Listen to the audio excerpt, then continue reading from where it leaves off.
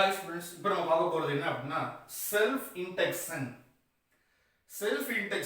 கிட்டத்தட்ட நம்ம வந்து ஃபர்ஸ்ட் யூனிட்ல இந்த இன்டெக்ஷன் கேரக்டர்ல உள்ள ஒன்று படிச்சிருப்போம். என்ன அப்படின்னு பார்த்தோம்னா கெப்பாசிட்டன்ஸ்.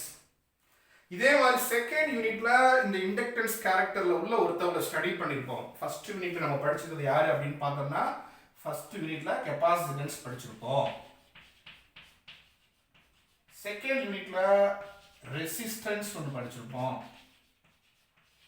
ரைட்டா? இப்போ நம்ம ஃபோர்த் யூனிட்ல படிக்க போறது என்ன அப்படின்னா இண்டக்டன்ஸ். ஸோ இது மூணுமே என்ன அப்படின்னா it is the property of the material. இது ஒரு ப்ராப்பர்ட்டி சொல்லலாம், பிசிக்கல் ப்ராப்பர்ட்டி. இது என்ன பண்ணும்?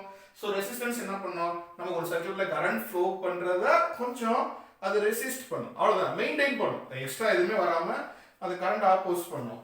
அதே வேலையில இந்த கெப்பாசிட்டன்ஸ் என்ன பண்ணும்? எலக்ட்ரிக்கல் சார்ஜ் ஸ்டோர் பண்ணி வைக்கும். ஃபர்தரா வேற எதுவுமே மூவ்மெண்ட் இல்லாம இருக்கிறத பத்திரப்படுத்தி வைக்கும். இது இண்டக்டன்ஸுமே அப்படிதான் பண்ண போகுது. இப்போ நான் ஒரு காயிலுக்கு நான் எலக்ட்ரிக்கல் ஒரு காயில் எடுத்துக்கிட்டோம், அந்த காயிலுக்கு நான் கரண்ட் கொடுத்தேன் அப்படின்னா நான் ஒரு பொட்டன்ஷியல் டிஃபரன்ஸ் சப்ளை பண்றேன் அப்படின்னா அங்க எனக்கு என்ன ஆகும்? அதுல ஒரு ஃப்ளக்ஸ் சேஞ்ச் ஆகும். ஃப்ளக்ஸ் சேஞ்ச் ஆகிறதுனால எனக்கு என்ன ஆகுது? அந்த ஃப்ளக்ஸ்னால ஒரு மேக்னெட்டிக் எனர்ஜி எனக்கு கிரியேட் ஆகும். ஸோ அந்த எனர்ஜியை ஸ்டோர் பண்ணி வைக்கக்கூடிய ஒரு டிவைஸாக நம்ம இந்த இண்டக்டன்ஸை யூஸ் பண்ணலாம். இப்போ இது எப்படி இருக்குன்னு சொல்றது அப்படின்னா, இப்போ இந்த இண்டக்ஷன் அல்லனா இண்டக்டன்ஸ் அதோடைய சிம்பிளா இந்த மாதிரி தான் போடுவாங்க. காயில் இதுதான் வந்து இப்போ எப்படி கெப்பாசிட்டர் அப்படின்னா நம்ம என்ன பண்ணுவோம்? ஈக்குவலா இப்படி போடுவோம். ரெசிஸ்டன்ஸ்னா இந்த சிம்பிள் போடுவோம் இல்லையா? அதே போல இண்டக்டன்ஸ் அப்படின்னாலே நமக்கு இந்த சிம்பிள் தான் நமக்கு வரும். ரைட். இந்த செல்ஃப் இண்டக்ஷன் என்ன அப்படின்னா, இப்போ இது ஒரு காயில். இந்த காயில நான் என்ன பண்ண போறேன் அப்படின்னா இப்போ கரண்ட்டை பாஸ் பண்றேன். அப்ப நம்ம கரண்ட்டை பாஸ் பண்ணோம் அப்படின்னா எனக்கு என்ன ஆகும்? இந்த காயில நான் கரண்ட்டை பாஸ் பண்ணும்போது எனக்கு என்ன ஆகும்? இந்த காயில எனக்கு ஃப்ளக்ஸ் மேக்னெட்டிக் ஃபீல்ட் வேரி ஆகும்.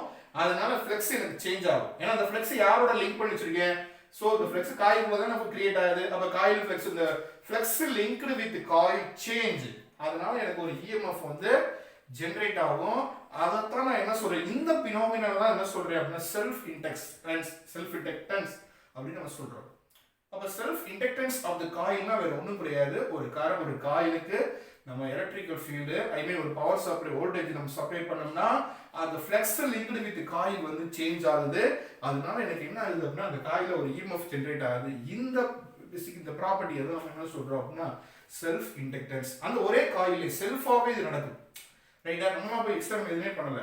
ஸோ நம்ம கொடுத்த பவர் மட்டும் தான் ஒரு பொட்டன்ஷியல் டிஃபரன்ஸ் நம்ம சப்ளை பண்றோம். பட் அதுவே என்ன பண்ணுது? உள்ள காயில்ல வந்து ஃப்ளக்ஸ் சேஞ்ச் ஆகி ஃப்ளக்ஸ்ல ஆட்டோமேட்டிக்கா ஒரு இஎம்எஃப் வந்து எனக்கு ஜெனரேட் ஆகுது. இதெல்லாம் வந்து இஎம்எஃப் அப்படின்றாங்க. ரைட். இப்போ இதை நம்ம என்ன சொல்லலாம் அப்படின்னா இந்த ஃப்ளக்ஸ் யாருக்கு டைரக்ட்லி ப்ரொபோர்ஷனலா இருக்கு அப்படின்னா அதுக்குள்ள ப்ரொடியூஸ் ஆகக்கூடிய கரண்ட். கரெக்டா?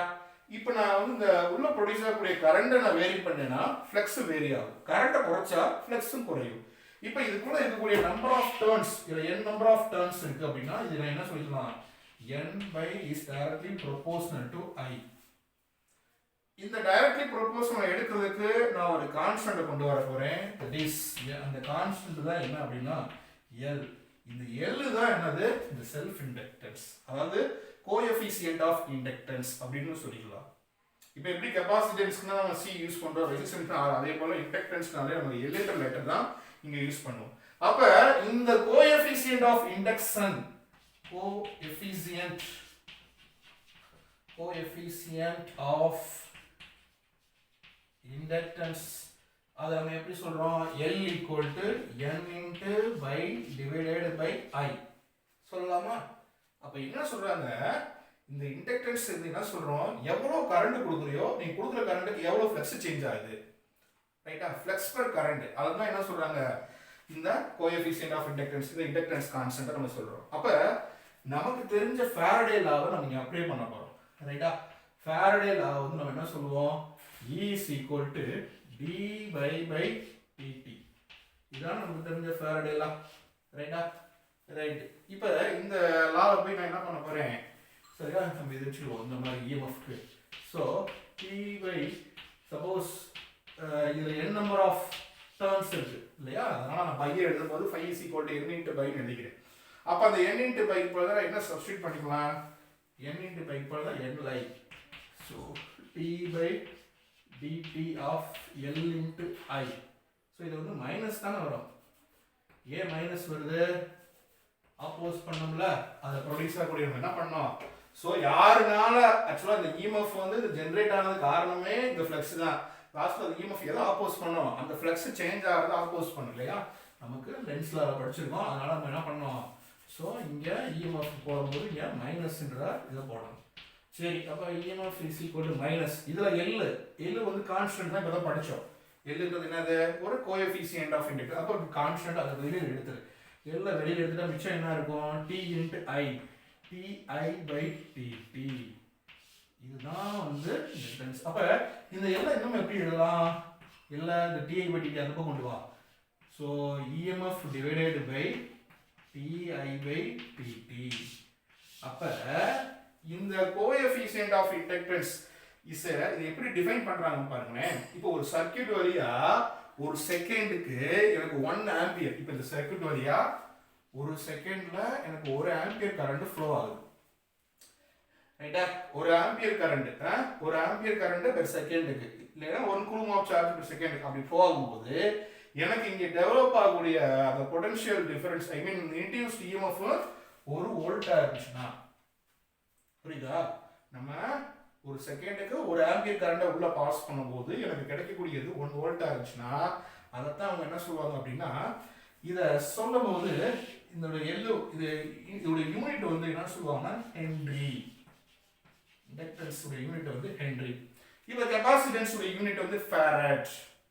அதே மாதிரி ரெசிஸ்டன்ஸ் உடைய யூனிட் வந்து என்ன சொல்லுவோம்? ஓம். அதே மாதிரி இங்க இதோட யூனிட் இது இல்ல, இதோட யூனிட் இன்னும் கூட நம்ம மாத்தலாம். ஹென்ரின்னு சொல்லலாம், இல்ல வெபர் பெர் ஆம்பியர் அப்படின்னு சொல்லுவாங்க.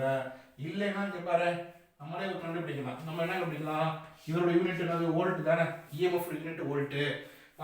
இந்த டிடி மேலே வரும்போது மேலே வந்து இன்ட்ல வரும். அப்போ டைம் யூனிட் வந்து செகண்டு. கரண்ட் மேலே வரும்போது ஆம்பியர். அப்போ voltage second per ampere. This is also one of the unit. ஹென்ரின்னு சொல்லலாம், வோல்ட் செகண்ட் பெர் ஆம்பியர் சொல்லலாம், இல்லை வெபர் பெர் ஆம்பியர்னு சொல்லலாம். இதெல்லாம் சொல்லலாம். இப்போ இதோடைய importance, signification of the inductance அப்படின்னு இண்டக்ஷன் அப்படின்னு சொன்னால் என்ன சொல்லணும்? நல்லா கவனிங்க. இப்போ நான் இந்த சர்க்யூட் வழியாக ஃப்ளோ ஆகக்கூடிய கரண்ட்டை நான் இன்க்ரீஸ் பண்ணுறேன்.